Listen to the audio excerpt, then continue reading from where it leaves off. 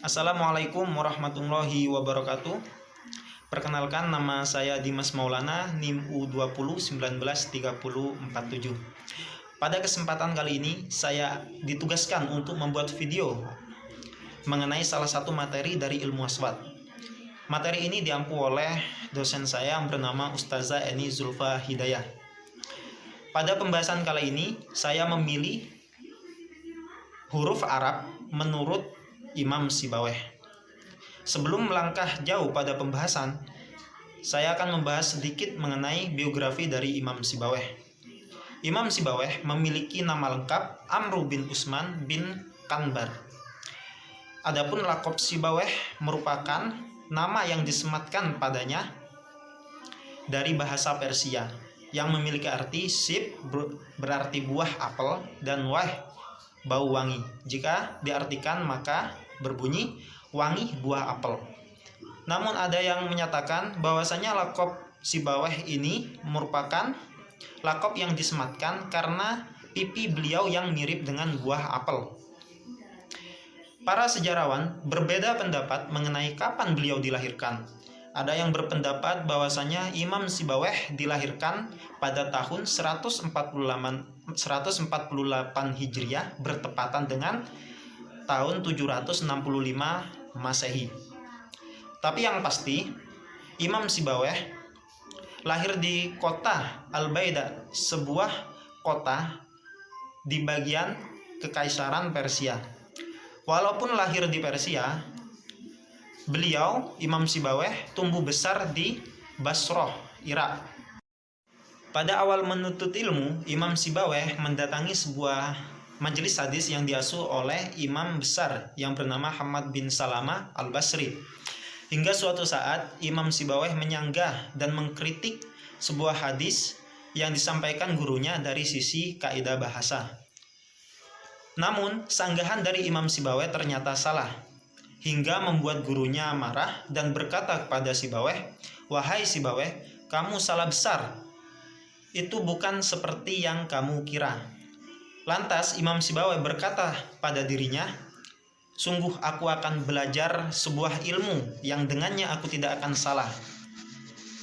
Lalu beliau mempelajari ilmu-ilmu yang berkaitan dengan bahasa Arab sampai ia ahli dalam bidang ilmu tersebut. Selanjutnya, guru-guru dari Imam Sibawayh. Imam Hamad bin Salama Al-Basri termasuk guru beliau yang terkenal. Namun setelah Imam Sibawayh memutuskan untuk berguru atau belajar bahasa Arab, lantas ia berguru pada Imam Khalil bin Ahmad Al-Farahidi dengan penuh tekad. Namun tidak hanya pada Imam Khalil bin Ahmad Al-Farahidi, Imam Sibawayh juga berguru pada Yunus bin Habib dan Umar bin Isa. Selanjutnya pembahasan mengenai pemikiran Imam Sibawayh pada huruf Arab. Asimilasi bahasa merupakan pembahasan yang sangat penting dalam studi kebahasaan. Bahasa berfungsi sebagai sarana untuk menyampaikan pesan kepada lawan bicara dengan harapan lawan bicara dapat memahami apa yang dimaksud oleh pembicara. Dalam berbahasa, manusia memerlukan suara, sedangkan alat bantu untuk memproduksi suara yaitu mulut. Suara dalam bahasa Arab disebut dengan as-saut. As-saut sendiri merupakan mufrad atau kata tunggal dari al-aswat, jamak. Menurut Ibnu Sukaid, suara adalah lafaz yang dikeluarkan oleh manusia melalui mulut. Dalam studi linguistik, bahasan mengenai as-saut atau fonologi merupakan kajian pokok yang tidak akan pernah habis untuk dikaji dari berbagai sudut. Dalam proses berbahasa, khususnya bahasa Arab, orang seringkali kurang memperhatikan bahwa setiap kata yang dikeluarkan merupakan hasil dari asimilasi. Asimilasi atau al-mumatsalah yaitu proses bersatunya dua huruf yang berbeda ke dalam satu jenis ucapan.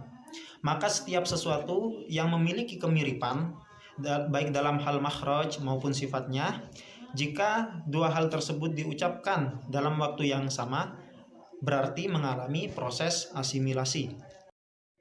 Selanjutnya, macam-macam dari asimilasi.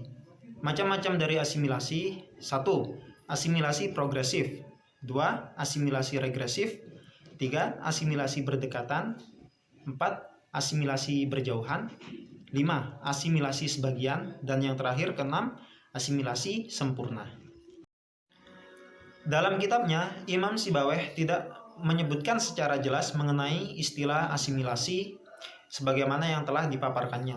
Akan tetapi, Imam Sibawayh menggunakan istilah al-idgham sebagaimana dikenal dengan asimilasi sempurna. Dan hal ini dapat kita lihat pada kitab Sibawayh juz 4 pada bab idgham.